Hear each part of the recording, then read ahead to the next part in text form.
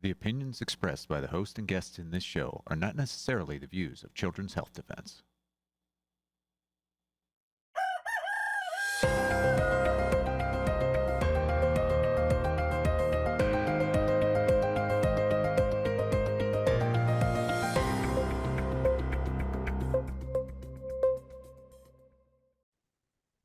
Good morning, America. Good morning, world. Good morning, CHD. Welcome. Once again, my name is Michael Kane. I am the Director of Advocacy here at Children's Health Defense. Today, we got two important issues. We have an EMR update, breaking news. A critical CHD lawsuit in Pittsfield, Massachusetts has come to a conclusion after 6 years. And it is not good news. We need to cover that. Then, no vax, no camp. Josh Aarum is coming on, the owner of a summer camp, who will be gravely impacted if Governor Hochul signs the bill to make New York State the first state to ban unvaccinated children from all summer camps. Don't go anywhere. We got a lot of great stuff that we're covering here. Please stay tuned to all of it. But first, as always, the news. CHD is going back to Washington, D.C., September 17th. Ron Johnson, Rand Paul, Paul Gosar is going to be joining us, Lara Logan, Tony Lyons, Sayer G, Jan from Epoch Times, and the CHD crew to go through the amazing change in Washington, D.C. surrounding the efforts we have been fighting for so long. For so long, there has not been any good legislation in D.C., and that is changing. Rand Paul has good legislation. Ron Johnson has good everything. He is leading such a great charge on our issues. Representative Paul Gosar as well, too, and the vaccine carve-out. The GRACE Act as well, too, we will be discussing. Killing H.R. 2289, the horrible EMR-related infrastructure bill. These are all things that it's a new day in Washington, D.C. Join us September 17th. The link is in the show notes. Get your ticket. There is also a fundraiser dinner at night where Ron Johnson will be accepting the Defender Award. So all that's available. Get your tickets, get your hotels, book it. It's going to be an amazing day. We're going back to D.C. We're going to be talking about this in our second segment, the summer camp ban. Sign this petition, New Yorkers. Governor Hochul, do not make New York the first state banning unvaccinated kids from summer camp. This will also be linked in the show notes. This bill is on her desk, but she's not signing it right now. Why? Because she's running for re-election. Because she knows this isn't going to help her get reelected. So we need to call her and tell her, do not sign this bill. And we're going to be talking to Josh about that. There's her phone number, 518-474-8390. If you're a New Yorker, call and tell Governor Hochul, do not sign this bill. Do not make this law. Our first segment that we're going to have right after the news is in Pittsfield. The ruling has come down from the high court. Local health boards can't shut down cell towers over RF fears. Oh, Scott McCollough, actually, the attorney involved in this, said that it's not they can't shut down cell towers. They can't protect people harmed from wireless radiation, from cell towers. We're going to get Scott on just after the news to talk through this stuff. We just, at the end of last week, we broke news here that the GRACE Act now has a Senate companion. It's now a two-house bill. I spoke with our CEO, Mary Holland, last week, going over the GRACE Act now being a two-house bill, having the momentum to move forward. It was a great breaking news segment that we did on CHD TV. Also in the show notes, click on that and check that out. In just a day or two, we are going to have an action alert for you to call your senators, tell them to become co-sponsors of the GRACE Act. The GRACE Act would make religious exemption of vaccination protected in all 50 states. We also have momentum in the courts regarding religious exemption. Aaron Siri has a case, Miller v. McDonald. That case was just turned down by the Second Circuit. But let's read what Aaron's saying. We are appealing this back to the Supreme Court. The Second Circuit ruled this way last year, and the Supreme Court vacated it, meaning vacated their bad decision. But they decided to again violate the rights of the Amish. So we will be going back to the Supreme Court. This is fascinating. Also, yes, the Amish children, put that back up, Lou. I want to read through that. Also, yes, the Amish children in this case are far healthier than American children who are vaccinated. Our sworn papers make that clear, that the families in 3 Amish schools at issue in this case have a total of 168 unvaccinated children, and that none of these children have any chronic health issues that plague children in the United States. So this case is for Amish unvaccinated students who are being told you can't have a school of entirely unvaccinated children. The Supreme Court is indicating they are going to take this up. We don't know for sure, but Aaron Siri is going back to the Supreme Court with this. And when they take this up, I believe they will, they have to contend with that. How is there 168 unvaccinated children remarkably more healthy than their vaccinated peers? It's a very interesting question, and it might be in front of the High Court as early as this fall in October. Stay tuned. We will see that. Tomorrow, Wednesday, is a big day. Anthony Fauci is scheduled to appear before Rand Paul and the Homeland Security Committee to answer some questions. Robert F. Kennedy Jr., Secretary of Health and Human Services, was on Fox News and said Fauci prioritized getting on TV over public health after revealing diary release. Anthony Fauci, in his own diary entries, was clearly fascinated with all of the press he was getting, with all of the celebrities like Barbara Streisand and others who were calling him, who he got to teach Barbara Streisand what Alexa was and how her songs were available on there. It was interesting. Even Scott Gottlieb, who was interviewed on CNBC, said he was very troubled by Anthony Fauci's fascination and obsession with fame. Gottlieb was head of the FDA, one of Fauci's biggest supporters. So it's very interesting. So tomorrow, Mary Holland should be there. Dr. Brian Hooker should be there in D.C. when Fauci testifies. But let's put this one up here as well, too.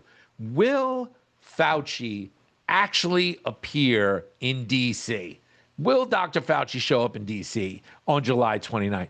What are the poly market odds? Okay, poly market doesn't seem to have this. I've been checking. But if I was willing to bet, I don't know if Fauci's going to show up tomorrow. I'm not too sure about it. If he does show up, he is going to have a case of amnesia, something like President Reagan at an Iran-Contra hearing. I do not recall. I think that's what's going to happen. But regardless, no matter what happens, it is going to be a very big deal. Okay, that's it for the news. And with that, I am now going to bring on attorney Scott McCollough to discuss the breaking news and this really critical information about the CHD-backed lawsuit in Pittsfield, Massachusetts. Scott, thank you so much for joining us today on CHD TV. Well, good morning, everyone. So this is a fascinating case, now maybe even heartbreaking, as we've reached a certain end of the road on this case here. In Pittsfield, there was a tower, a wireless tower that was set up very close to people's homes, that there was a certain day that multiple people in the community started experiencing all of these odd symptoms. And once they were able to do the look back and figured it out, that was the day that this tower was turned on. And the documentation around the injury that has happened to the individuals here is some of the best that I've ever seen in these cases.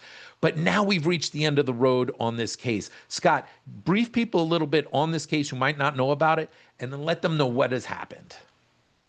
Yeah, we're talking about a neighborhood in Pittsfield, Massachusetts.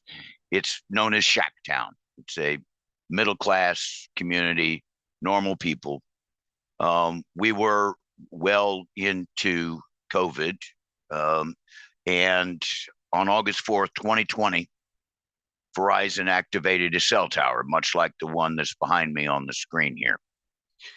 Very soon thereafter, kids started getting sick very close to the cell tower. And then others did. Within about a month or so, 17 people had gotten sick, at least. We have some information of others, but we documented 17, all of them in this neighborhood right by this tower. The residents started asking the city for help, and the city told the health board to take a look at it. In Massachusetts, health boards are amongst the most powerful in the land. They've got extraordinary power, and they've always been able to deal with health issues. If there is a sickness cluster, they have all the power in the world to take care of it. They can do any number of things. And so the folks went to the health board. Health board looked at this for 18 months, took an extraordinary amount of evidence, and finally issued about a 30-page order, which went through all the science, went through all the evidence, and found that, yes, indeed, at least these 17 were being made sick. They were sick. They identified all the symptoms, among them headaches, sleep problems, heart palpitations, tinnitus, dizziness, nausea, skin rashes, memory, cognitive issues. And the health board found it was indeed caused by the cell tower. They told Verizon to come in and discuss how this might be fixed. And if it did not, then they were just going to have to turn the thing off. Verizon ran to court. The board settled and rescinded its order because its lawyers told them, sorry, health board, you don't have the power to do this. We, in turn, went to state court on August 4th, 2020. I'm sorry, in 2022, on actually July 20th of 2022, about 4 years ago. And the Superior Court there again ruled that the health board was powerless. We then appealed that, contending, no, actually, health boards can do health board things. They can protect people when they're being made sick by some third party. Took us 2 years, 4 years now. Finally, we have the ruling from the highest court in the state, the Supreme Judicial Court. Now, it's important to understand the court accepted all of the facts which had been established. These people were being made sick by this tower. But the court ruled that the board, a state board, cannot do state health board things if wireless is involved. There is a federal overlay. The court said that the FCC, the Federal Communications Commission, which, by the way, doesn't know anything about human health. They're not a health agency. They're a bunch of engineers that do things for the wireless companies. That the FCC gets to set national standards for emissions and exposures, and therefore states can do nothing even when people are being made sick. So what this means is, as a practical matter, this is now purely a federal issue. The court told us that they were really, really sorry that all these people had suffered, including several who have died now. A bunch have moved away. Some are in hospitals under hospice care. Some have been hunkered down in their homes for all these years, in torture, suffering torture, that there is no remedy at the state level. They have to go to the federal regime. And so I guess that's where we are. We have to figure out what to do from here. So, wow, that was an excellent summary. A little heartbreaking, as I said at the beginning of this. One couple questions I have. One is that you said something that's important, that the FCC is not a health regulatory body. They're not equipped in any way to be making health regulations. But I do believe there is some interlay between the FCC and the federal health agencies, where there's advisory and guidance that can come from the federal health agencies. Am I correct about that? And if so, how does that work? The FCC has traditionally sought input from agencies like the EPA, Fish and Wildlife Service, Interior Department, and of course, Health and Human Services. They seek input from them, but that doesn't mean they have to do what the health agencies say. And that's one of the problems. They are more interested in whether people have enough signal to watch cat videos than whether their emission and exposure standards might make people sick. Indeed, strangely enough, the day after the Supreme Court in Massachusetts issued its decision, the FCC decided to let the wireless industries, and specifically satellite companies, increase the power of their equipment by 4 times. And we had filed in that case and said, wait a minute, you've been told by the DC Circuit 5 years ago to take a look at all of this and the health implications to children and the environment, and you've been sitting on that for 5 years. Don't let them increase power and make things worse. And the commission said, nah, we're going to do this anyway. So the commission is clearly not concerned about people's health. When this tower in Pittsfield went on, the folks went to Verizon, and Verizon basically told them, well, sorry, you're collateral damage. You get to suffer so that we can provide our service. And that's the way it is right now. As far as the FCC is concerned, people who are made sick by cell towers are merely collateral damage. It's far more important, according to the commission, that people be able to, get high-speed data with cell phones. Wow. I didn't know that till just now. I did know that the FCC was considering expanding the guidance and allowing 4 times the radiation on our cell phones, on our iPads, on our laptops. I knew that was up for consideration. I didn't realize it has been approved and is already moving forward. So unfortunately, we got 2 pieces of bad news. With that in mind, Scott, what do we do? What do our listeners, what do our viewers do? What can be done moving forward? I want to make one last point, sure, because it flows into what can be done.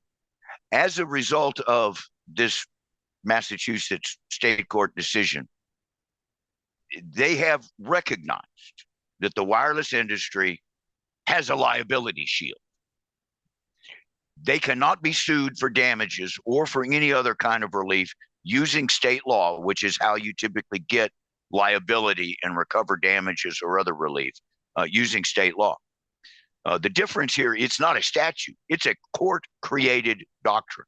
But the wireless company has a liability shield. And so those of you who are interested in that topic generally, you need to understand, it's not just big pharma. It's the wireless company. I think before too long, you're going to be seeing efforts to get a liability shield for things like data centers and, AI.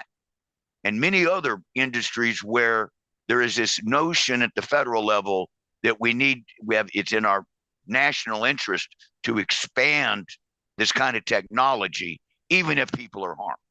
Yeah. So if you are worried about people's individual rights, their right to autonomy, the right to informed consent, the right to relief if you are injured, you need to do these things. And it's for wireless and all of these other topics where we have this kind of federal overreach. That is, right Congress, right the relevant agencies. Obviously, also follow Children's Health Defense. Contribute, because we're fighting this fight in a bunch of different areas. Follow CHD. We put out action alerts. Get on that list, and we will tell you who to write, what to say, or suggest things that can be said. That is the only way we can turn this around. It's now a federal issue. We need to focus our attention at the federal level and get this changed. Scott McCollough, I'm sorry I had to bring you in today with this bad news, but we need to report it. People need to know. Keep following us here at CHD TV. Keep reading the news at Defender. Get on our action alert list. I know sometimes it feels like, man, I'm getting too many actions from CHD. We make it easy for you. We make it easier for you to do these and take these actions. Please make sure to be involved, because our voice is being listened to now more than ever, and we're needed now more than ever. Attorney Scott McCollough, thank you so much for all the amazing work that you do. We'll definitely have you on again sometime soon with another update. Hopefully it'll be good news next time. Hopefully. Often it is, but we'll see, hopefully. Thanks so much, Scott. Thank you. All right, so we need to keep taking action on the EMR front before. Remember, we helped to defeat HR 2289, which would have taken away all local control over where cell towers go. That's something we all did together.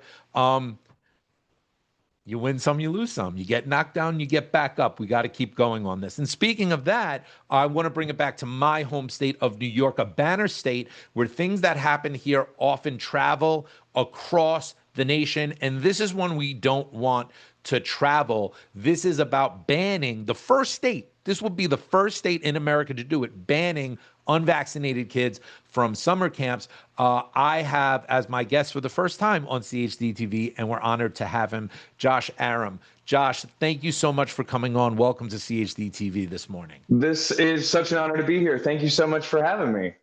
Yeah, I greatly appreciate it. So please tell people a little bit about what you do, what your organization does, and even where you're standing right now as well, too.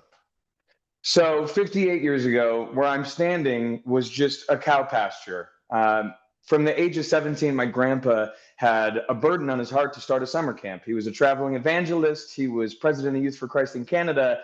And eventually, God led him right here to Freedom, New York, and to this farmland. And 58 years ago, there was absolutely nothing here. And he said when he walked onto the property, it was like the peace of God hit him like nothing else. And this was the spot. But the problem was he had no construction abilities whatsoever, but he could preach. So he did. And so he preached, and God brought the people. And 58 years later, we're here. And over the past 58 years, we've seen over 100,000 campers come through. We've seen over 33,000 of them make decisions to follow Christ. So this is what we do, and this is what we want to continue to do. And it seems like there's a new hurdle here that New York State is trying to put in front of us.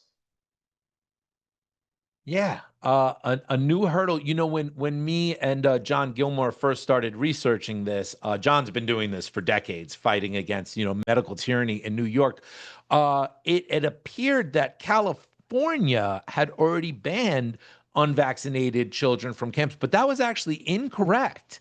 It appears that it doesn't currently exist. There is no ban on unvaccinated kids in America, in any state. So New York's a banner state. People watch what happens here. So this is very, very critical. We could end up setting the precedent, an extremely bad precedent. You could talk to me about that, but also talk to me about those who come. Talk to me about those who come to your camp, the parents, the families, the kids. How do you think this would impact them? Well, I think this is really just the first step. When you can tell us who we can and cannot minister to, that's the first step of telling us what we can and cannot say. And we have to stop it now. We have kids coming from all over the country that come to our camp.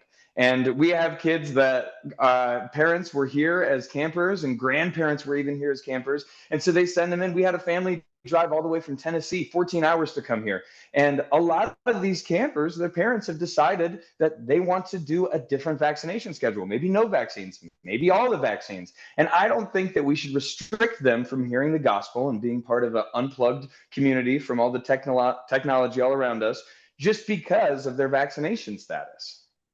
Josh, talk to me about Unplugged Community. I actually wasn't aware of that. Talk to me about what does that mean that your camp is an unplugged community? What's really interesting is we have a rule where you come here as a camper, we hold on to your cell phones. And for some kids, it's like ripping off their arm. It's just like, you're going to do what? You're going to take it? And I'm telling you, the transformation we see in these kids when they are able to unplug, get out of the social media bubble, get into a new community, get into God's word is unbelievable. Like, for instance, there's a kid that comes to my church right down like 15 minutes away from here. And he's a part of our church.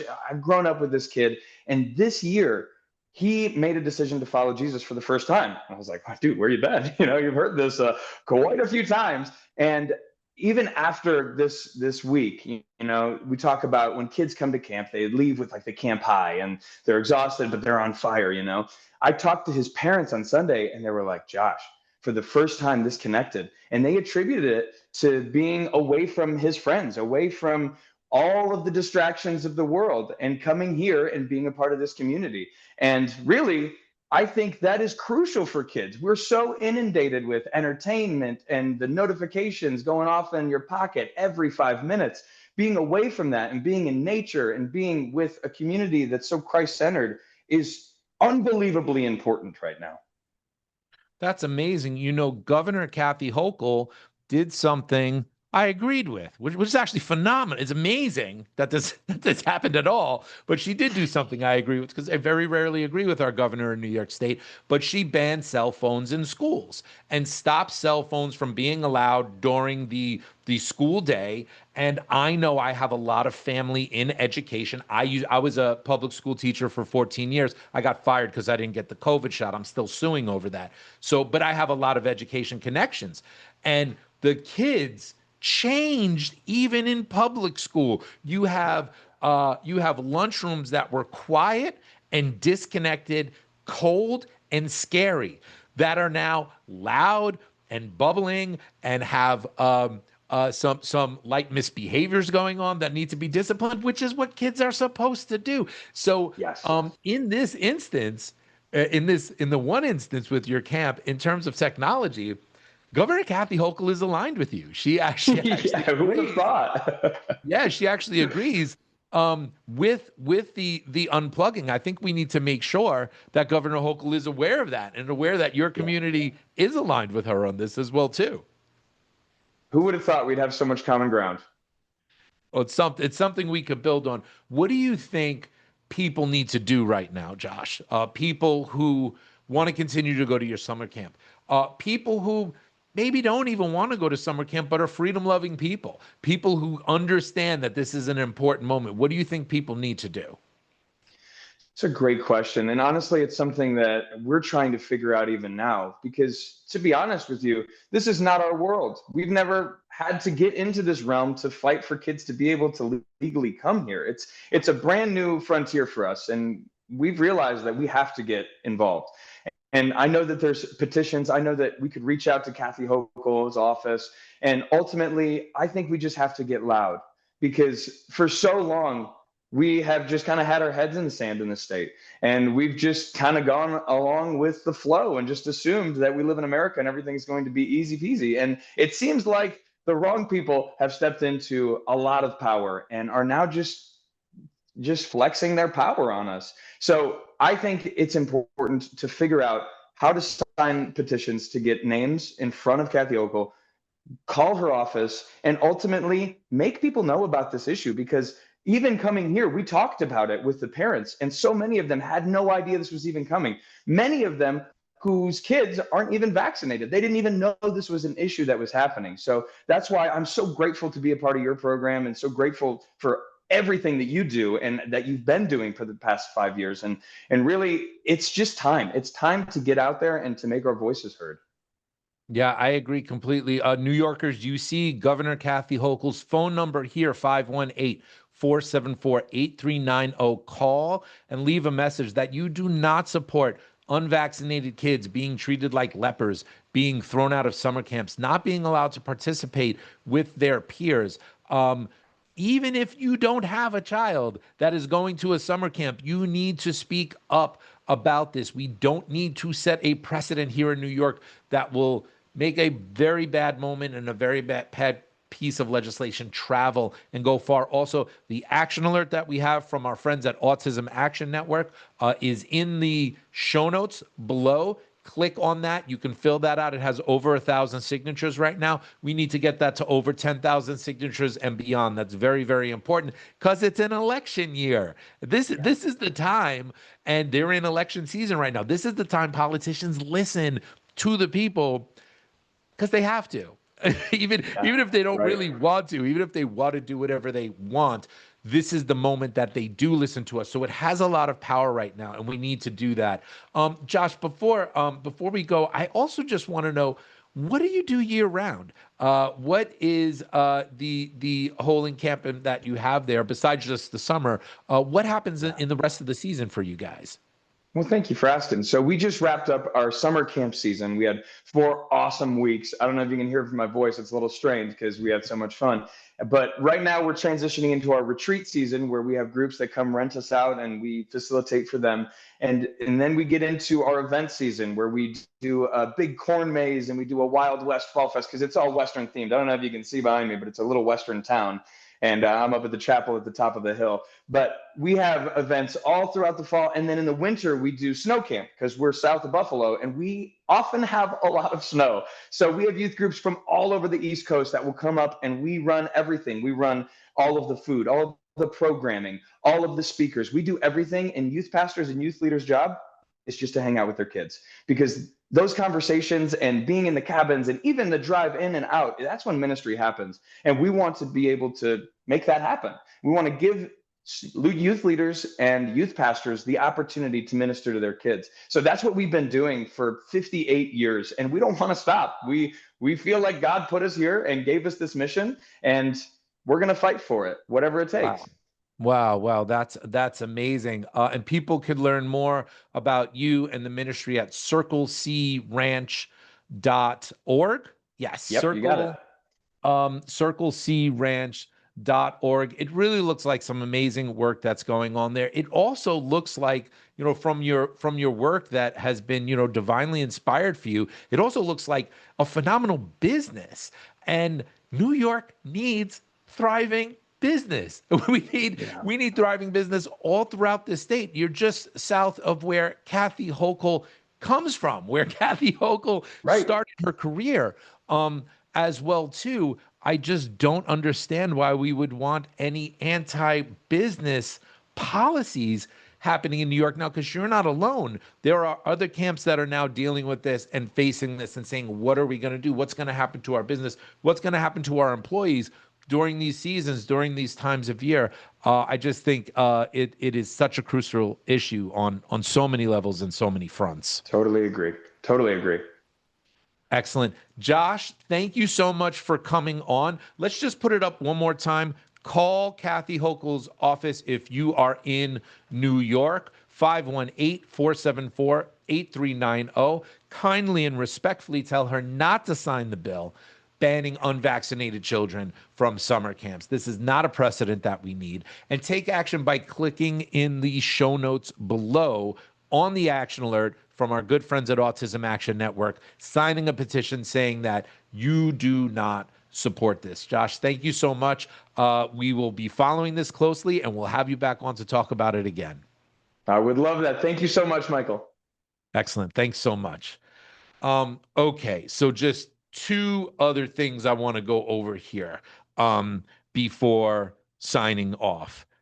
First, Fauci's diaries. Everybody sees that? Anthony Fauci, I am the most famous. Fauci basked in media spotlight, newly released diary show.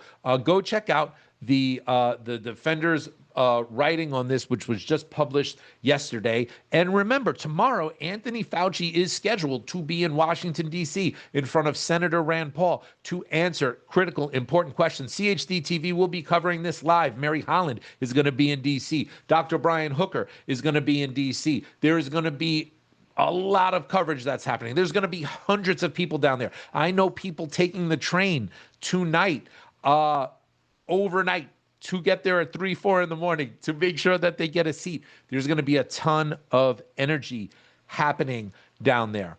I don't know if Fauci's going to show up. That's really in the cards here too. And if he does show up, there's probably going to be, I do not recall.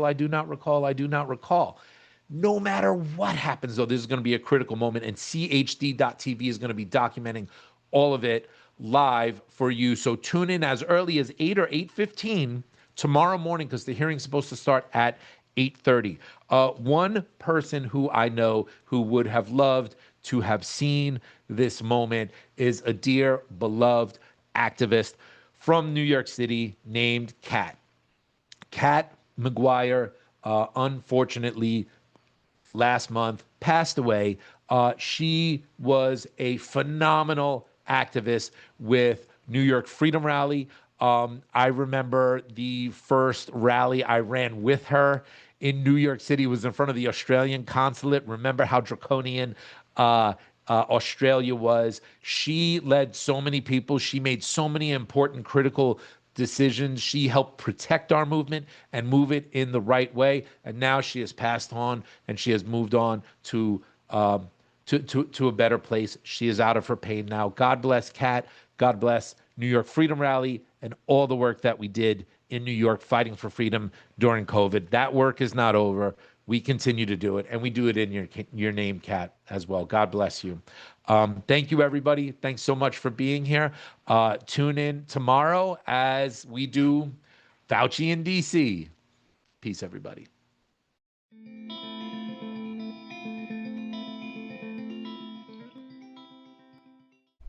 Okay, we're live. We have Dr. Melnass here. Can you tell us your name, please? Krista Bosier. And tell us your story, and Dr. Nass will interview you. Okay. In 1988, my daughter was born in October, and in December she went for her, they told me it was a routine visit, and she was getting her first round of vaccines, and 4 days later I woke up and she was gone. They did a full investigation, CDC, the sheriff, everybody came to my house. For about a day and a half, we felt like we might be arrested because she was sleeping in our bed with us, and we didn't know what was going to happen. But then they came out, medical examiner said that she had died of SIDS, and so the community rallied around us, and that was wonderful. It wasn't until COVID happened that I heard a report that said that 85% less infants had had their vaccines in the first 9 months of COVID. And this was probably 9-10 months in. And then shortly after, a report came out that said 85% less infants had died of SIDS in that same time period.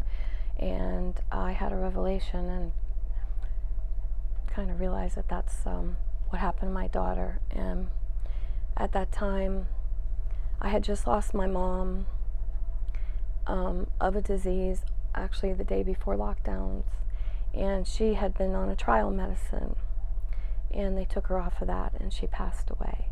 And so it was a lot to deal with. Wow. So your mother was on was in a clinical trial? Mm-hmm. And you thought she was benefiting from the medicine? Definitely was benefiting. And then was taken off and wasn't given an option to receive it? Oh, we begged them. They told her there was nothing they could do unless we had $30,000 per pill. What? Mm-hmm. What kind of medicine was this? It was a trial medicine. We don't know. We weren't allowed to know. What was her condition? Idiopathic pulmonary fibrosis. Oh, yes, that's right. There are some expensive medicines for that. And we tried to get her on Right to Try, and they said because the trial was too big, she didn't qualify. You know, I don't know what to make of that. Yeah, I don't either. People don't realize that when they enter a clinical trial, they think they're doing something good for humanity, but that it may help them, that they're getting state-of-the-art treatment, and they don't realize that they are basically being used as guinea pigs by the industry. I don't think she knew it was going to end either. We thought it would follow her to the end of her life, which made sense to us. Right. Of course it does. So October 2019 is when they removed her from that medicine. She died March 14th, 2020, in hospice. We visited her that day, and my brother left to get my dad food, and when he came back, they took his temperature. So that tells you where we were in COVID. Wow. Meryl, we got a photograph of her baby. What was your baby called? Her name was Amber Nicole Ray Bender. What vaccines in 1988? Do you have any idea would that baby have gone? She would have gotten, in 88, a DPT. She would have gotten probably an oral polio. She is likely to have gotten a Hib vaccine at that time. I'm not sure if there was anything else in 88. In 1986, my son was born, and he had an allergic reaction to the DPT. And it was a skin rash and a lump, and they said it's normal. We won't give him the P and the DPT anymore. So they just left that out. Meryl, why did they take the DPT or DTP, whichever way around it is, shot away? Why did that stop? Because you don't get his DTaP and Tdap now. Right. So the original, about 100 years ago, a diphtheria shot was developed, a tetanus shot was developed, and a pertussis shot was developed, and then they were all put together. And every kid, including me, and everyone in this room would have gotten a minimum of 3 doses, maybe 5, maybe more, of that shot. Now, it was noted in Japan that there were a lot of problems with babies, so hypo-responsive episodes, seizures, and baby deaths after that shot. And so Japan changed the shot, and instead of using a whole cell pertussis, they used a different kind of pertussis starting, I can't remember the year, but starting around 1980.